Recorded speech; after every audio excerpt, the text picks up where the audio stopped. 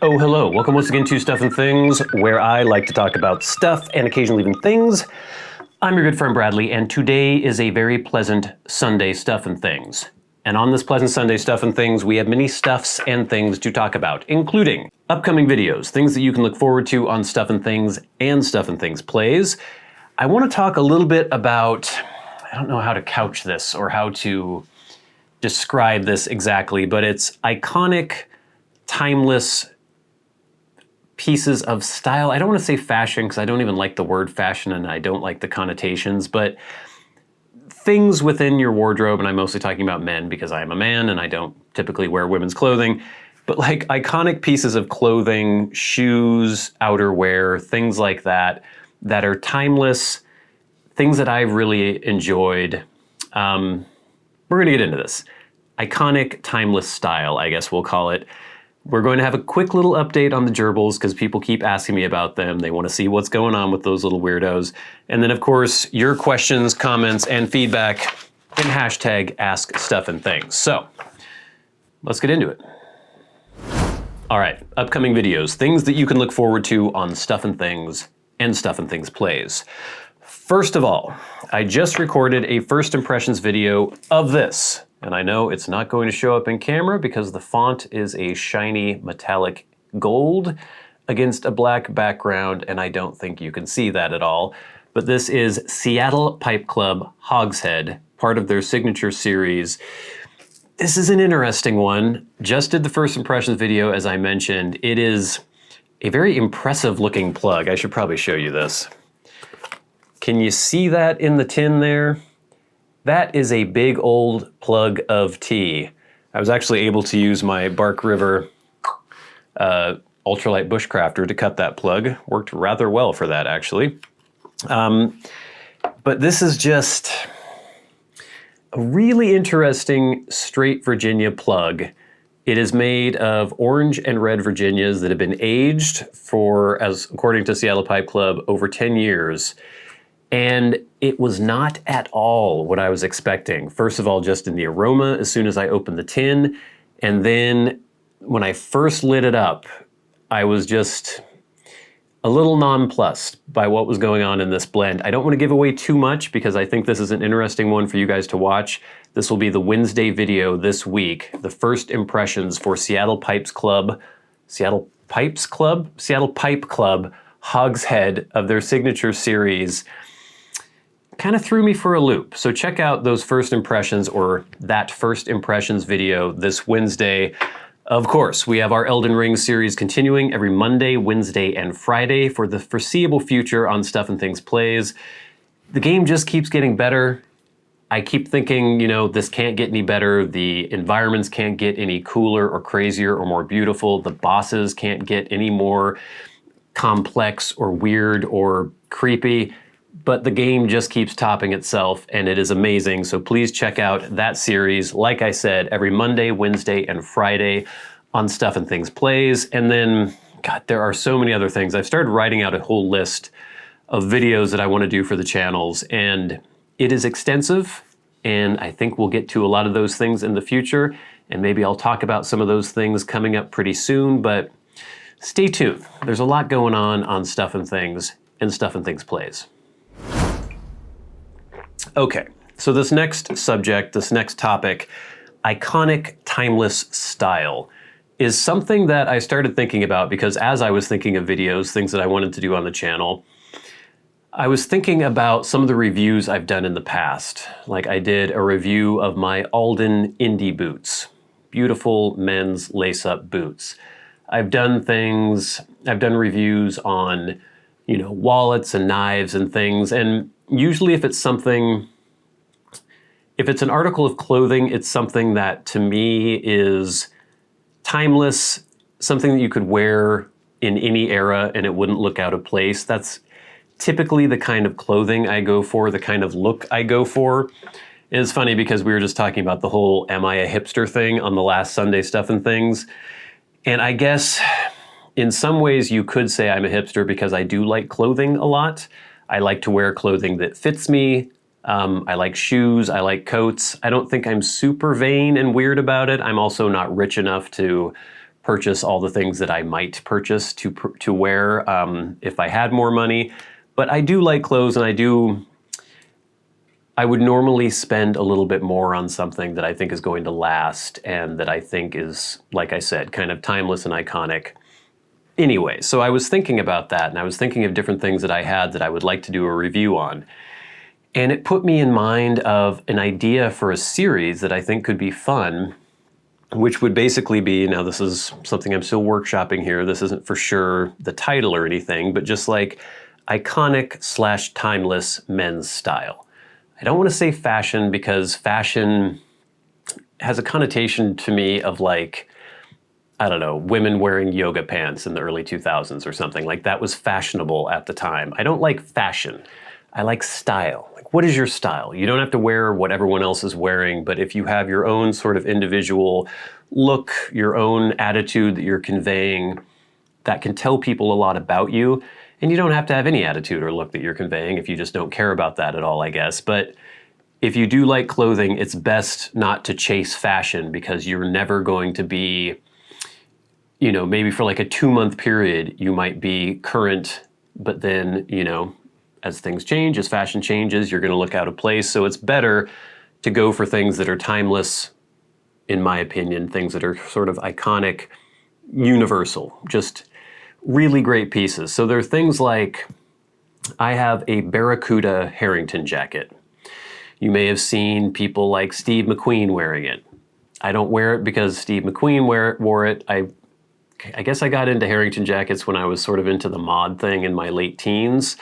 But it's a very classic, iconic piece of menswear. It's like a windbreaker golfing coat, I guess it was originally, and it got picked up by different subcultures.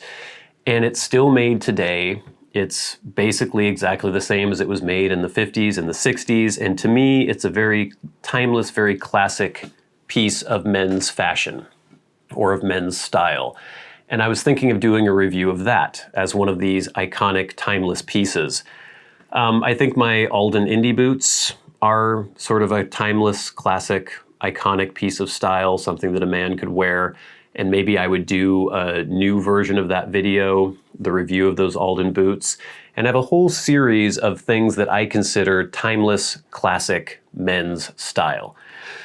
I have some other things in mind, things that I actually possess now and things that I don't yet possess, but it would be fun to get them for the series. I know that, you know, for the most part, I'm probably not going to be able to get any of these manufacturers to send me these things for me to review because some of them are probably expensive, and also most of them are doing quite well and don't need a doofus on YouTube talking about their product in order for them to sell it, but we'll see. So there's something like I was thinking of a Shot Perfecto leather jacket.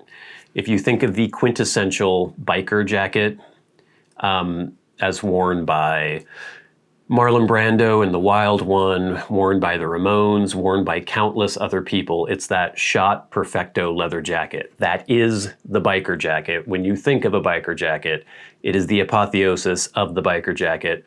I would love to have one of those and do a review on it, but they're close to $900, and I don't think Shot is going to send me one of those to review. Things like that. And so I'm bringing this up because it's a series that I would like to do, but I would also like to get your opinion on this and actually get some of your suggestions. I've thrown a few things out. Barracuda Harrington jacket, Alden Indie boots. I've got a Gloverall duffel coat. There are quite a few different things that I could do in this series. The Shot Perfecto leather jacket.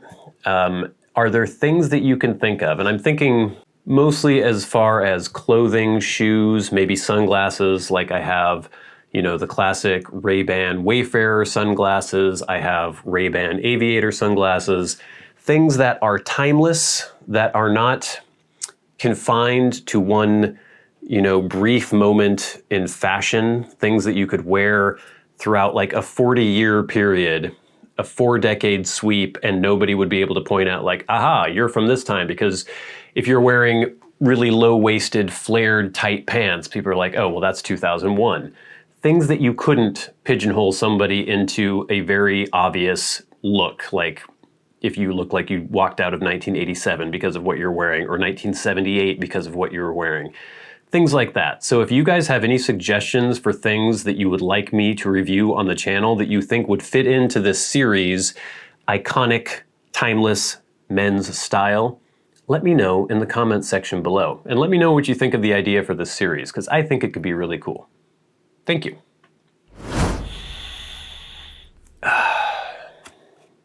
I love this knife. If you haven't checked out the review of the Ultralight Bushcrafter by Bark River, you should do it. It was a few weeks ago on the channel. Fantastic knife. I've been using it all the time. I love it. But now for the next topic of discussion, and those are my gerbils. Several people have been asking me for updates on the old gerbils. The little freaks are still kicking. They haven't died yet or anything. And they want to know, have they become more tame? How have my interactions gone with them? So let me just show you a brief little clip of a typical evening when I feed them.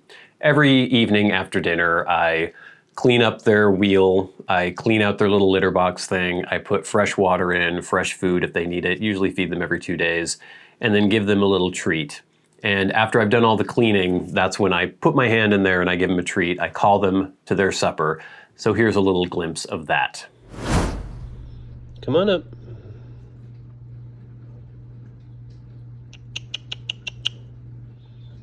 Come on. Here you go. Good boy.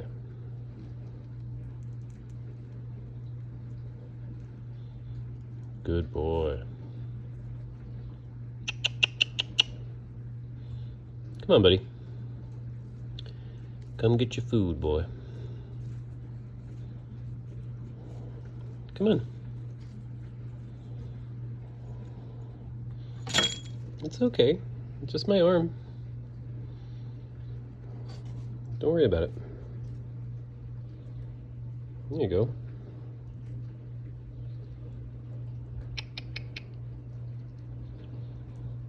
Mm-hmm. Good boy. Isn't that good stuff?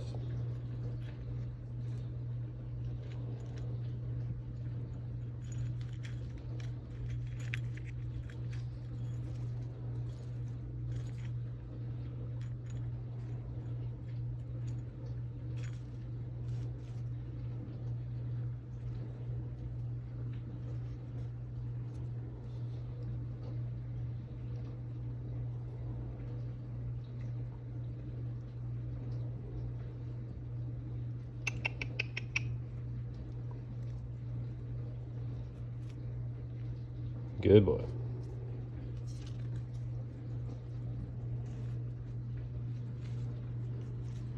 What are you doing? You trying to get out of there? Adorable. Yeah, they're getting better. You know, I've had them for quite a while now. I guess it's been since last October. So I don't know how much more tame they're gonna get. They still are pretty skittish, but I can get them out. They'll run around on my hand. I can pick them up a little bit. They kind of freeze when that happens. They're not super interactive. I still haven't successfully gotten them in their playpen. Well, I have put them in their playpen, but they just sit there when they're in their playpen. They don't relax and run around. And I'm so worried about traumatizing them that I try not to put them in there very often, but maybe I just need to keep doing it. But they will interact in the evening when they're running around after I fed them. I can have my hands in there and I can move them around. I can touch them. They will, I still don't think they realize that my hands are attached to me. Like, they don't have that conception, I don't think, but they're okay with these appendages being in their cage. And they expect me to come there every evening. They wait for me to put my hand in there and to call them. If I haven't done it yet, or if I'm a little late, they start peeking out like, where is this guy? What's going on? They are familiar with my voice, and I think with how I look too, because if my fiance is standing right next to me and I put my hand in there, they'll peek out, they'll see me, and then if they see her, they're like, mm-mm, and they run back into their little burrow. So they're used to me, they're used to my voice, not used to anybody else. And if anyone else is around, they usually won't come out. So still very skittish, but for the most part, I can interact with them, and it's a lot of fun. But now, gang, it is time for hashtag askstuffandthings, and that is where you can ask questions of me or leave your feedback, comments on videos, things that we've been talking about on the channel. You can tweet at SATBradley with the hashtag askstuffandthings on Twitter to ask me questions there. You can write to me on Patreon, and your question will go to the front of the line, or you can leave comments on YouTube videos, my YouTube videos, leaving your questions, your feedback, talking about the things that we are discussing in that video. I read every single comment. I can't reply to every single one, but I try to pick through and find good questions, comments, and feedback. So first, via Patreon, this is from John Tice. Thank you, John, for being a Patreon supporter. John says, I have a tea question that I would like your opinion on. I only recently discovered that McClelland has closed up shop. And I know for a fact that back home in my tea collection, I have a couple unopened tins from their past Christmas blends, as well as some Frogmorton's blends that are unopened as well. Would you continue to let them age, 2016 vintage, or open them to enjoy and just jar the remaining contents? I also have some Esoterica blends jarred, and from what I can see, everything from Esoterica is all but impossible to find. Yes, that is true. Esoterica blends are notoriously some of the most difficult to get your hands on. The McClelland ones, since they are not being made anymore, I guess it depends on you. If they're straight Virginia blends or mostly Virginia blends, the more age you get on them, potentially the better they're going to taste. If they are a Latakia blend, you sort of have diminishing returns. After 4 or 5 years, in my experience, you're not gaining much by keeping them in their tins unopened. So it's up to you. If you want to crack one open, certainly by all means do so. You'll kind of suspend the aging process that's been going on, and then if you put them in an airtight canning jar after that, you'll sort of, it's not as though you're starting from scratch because you don't lose what was happening beforehand, but it does sort of, whenever you pop that open, you're kind of messing with the aging, but that's perfectly fine. I have some jars of Esoterica blends that I pop open, once a year or so and have a bowl. I have some Penzance. I have some Dunbar. I always confuse the former Dunhill blend, Durbar and Dunbar. I can't remember. Anyway, there's Virginia. And it's fine. You will enjoy it. I think that if you're thinking of them as an investment, I don't know. Possibly there'd be some collectors who would want to grab those tins at some point. You didn't ask about that specifically, but in case that's in your mind. But yeah, I think if it's a Latakia blend especially, you're going to have diminishing returns after 5 years or so. Virginia blend, you could leave that in there for 20 years and maybe have something really, really cool after 20 years' time. So maybe you could do a little bit of both.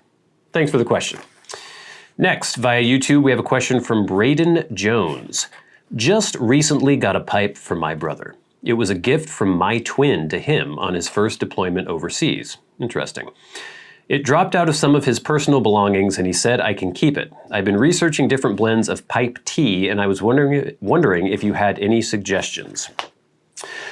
I included this question, and thank you, Braden, for writing in, because I get it so often, and it's hard for me to answer this question because I don't know what you like or what anyone out there likes. And the best advice I can give you is to just search out reviews, find people who seem somewhat competent. You can look at some of my reviews. I have a whole playlist of tons of blend reviews. And then if anything sounds interesting, try it out. Once you've got an idea of, okay, he mentioned a straight Virginia. I tried this straight Virginia. I noticed this, I tasted this, I liked this aspect of it, but maybe not the other ones. You can sort of start triangulating what it is that you like, and then you'll start knowing what to look out for. And once you get a blend that you do enjoy, you can start looking for blends that are similar based on the components. It's a whole big thing, and you're sort of starting fresh. So you're going to for sure be getting some blends that you just don't end up liking, but that's just kind of part of the educational process as you're zeroing in on the things that you enjoy in pipe blends. Next, we have some feedback for last week's Sunday Stuff and Things. This is from Aaron Goings, commenting on the debate as to whether or not I am a hipster doofus. One constant trait of hipsters has been the use of long, archaic words. I don't know if I totally agree with that, but I get where you're coming from. Then you went and used deleterious in the next segment. Aha, keep it up. I've never understood the idea of following someone you disliked, but hey, that's the internet. Thank you, Aaron Goings. Next, from JC Pipes and Knives. Hipsters do things that they think make them look weird to others to try and fit in and be cool to other hipsters. You seem like you do things and wear things that you enjoy because you enjoy them and not to be cool, but I can't read your mind. Also, I agree with the health aspect. Drinking a beer or two a day isn't bad, but a case is bad news. Agreed. Next, from John T. Bradley. Living in Texas and dealing with sweltering heat every summer without fail, I would suggest getting a couple of fans. One close to and aimed towards an open window to pull hot air out, and another on the opposite side of the room to push air towards the fan stationed by the window. If you have no air conditioning, then moving air through your apartment will give you at least some relief. Hope that helps. Thank you, John T. A lot of people suggested fans. I do have fans. What I try to do, and the heat hasn't been too bad lately. I think it's going to get a little hotter again this next week, but it's just been like in the mid 70s, so it's been fine. If it's a day where it's going to be in the 90s during the day, during the evening, we have all the windows open. We have fans blowing air in, fans blowing air out. We try to get some circulation. We try to suck some of the cool air in. In the morning, I close all the windows, close all the blinds, try to make sure there isn't any sun beating in through a window and heating up the house and not pulling hot air in. Then once it gets dark, which up here is like after 9:30 because we're very far north, and in the summer, the days last from like 5 in the morning or 4:45 in the morning till about 9:45, 10 o'clock at night. It's light that entire time. Once it finally starts cooling off, then I'll open the windows again and we start trying to get that air circulation. Even with that, on a really hot day, I don't know what it is about that apartment, but it will not cool down. And it's always a good 6 to 7 degrees hotter in the apartment than it is outside. It's just annoying. Next, from Canadian Piper. First, the heat has been terrible here in the Ham, meaning Bellingham. I mean, I don't agree with that. I think I get what you're saying, but for the most part, our spring was way colder than normal and way wetter than normal, and our summer was way cooler than normal up until that 1 week period where it was hot. But I understand, I agree with you that 1 week was very obnoxious. I've been here since '98, and I'm just so not used to heat anymore. My California friends and family laugh at me. Secondly, you talking a lot, what would a channel be like if the host didn't talk? I don't get that. Don't worry about it. Those people like myself just have too little to say to keep other people engaged in a video. You do you. Third, did I just read a comment about a Bellingham, Vancouver meetup? Thank you, Canadian Piper, or Cascadian Piper. Someone had mentioned in a comment that they lived in Vancouver and they were hoping that maybe we could get together at some point.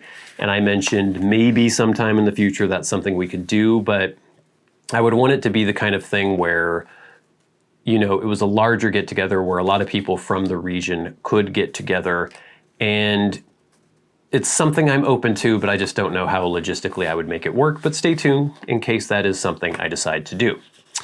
Next, for the video regarding standing up while playing guitar, Bim Scootney says, if you look at the Beatles, their guitars are slung much higher than later rock guitars. Very true. I think that low slung guitar thing is cool for points. Wait a minute. I think the low slung guitar thing is for cool points. The power stance. You play a low slung guitar long enough, you're going to develop issues in your wrists. Yes, and I do think it looks cool. I can't really do it because I'm sitting down, but it does look cooler than having the guitar up under your jaw, I guess. But Josh Stivers says, definitely a thing, man. I remember I had the same issue joining a band after a really long hiatus from playing music live. You'll not even notice after the first hour of playing with others, and you'll improve your playing overall in a band situation too. Cheers, man. Love the variety on the channel. Thank you, Josh.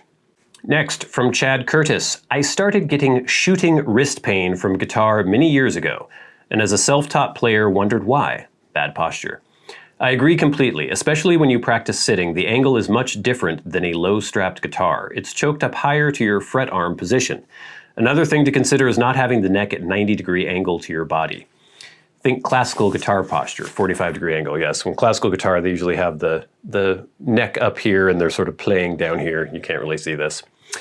As a bluegrass guy, the guitar players play with their guitars strapped ridiculously high. Yeah, I've seen that. Bluegrass players are like up there a lot of the times. The same goes for me with my primary instrument, playing mandolin. I strap it pretty high where it's comfortable to play tons of fast-picking notes. Another thing to consider is the angle of your fretboard when strapped low. For example, if you want to play like James Hetfield, I don't really want to play like James Hetfield, roll the fretboard downward so you can't see the fretboard and lean forward. You will feel the pressure come off of your wrist. Looking cool isn't something I care about, or I wouldn't play in bluegrass bands. The important part is for you to keep enjoying playing music. Cheers, buddy. Thank you very much. And finally, from Northeast Exposure, Tom Morello, the shredding guitarist for Rage Against the Machine, wore his guitar higher than most. That dude was no dork, nor did he look like one. Good point. Very true. Thank you for all the feedback, gang. Please keep that feedback coming in. It makes the show so much more enjoyable to do. I love interacting with all of you. I love answering your questions, and I love getting your feedback. So please keep it coming. But now, it is time for the very best part of the show, and that is where we thank our Patreon supporters. The people who support us on Patreon make this show go. We can't monetize a lot of the videos that we post on YouTube because of their subject matter. And having your support on Patreon helps make possible the camera that is filming this video now, the lights that are shining upon me, blends for review, other items that we try to show you on the channel, and it is much appreciated. If you would like to support the channels on Patreon, there is a link in the description box below to our Patreon page. You can also hit that super thanks button if you wish below this video. But every week we shout out those who support the channels at $25 or more a month. People like Kirk Crompton, Private Eye, Glenn, Jason Buckner, Gloria Phillips, MDoftheNorth, David Gaudreau, Nick Papageorgio, John Tice, and Ryan McFadin. Thank you all so much. And of course, the Maniacs, the crazy people who support the channels at $100 a month. People like Peter Straub, our good friend, Bob Magee, stolid and dependable, and of course, rising from the ashes, Ashes of the Phoenix. Thank you all so much for your support.